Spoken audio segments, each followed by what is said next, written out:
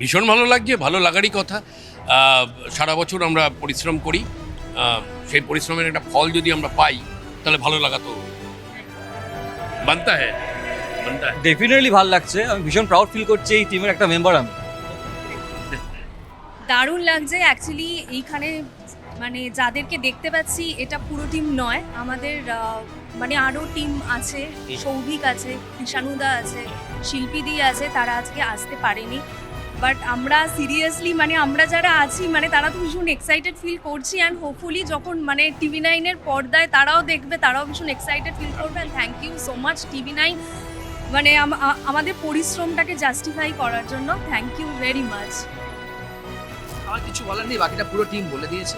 তো একজন পরিচালক হয়ে বাকি টিম যা বলছে সেটাকে জাস্ট সাপোর্ট করা, কারণ এত সুন্দর একটা টিম, আর কিছু বলার নেই। Thank you TV nine, thank you.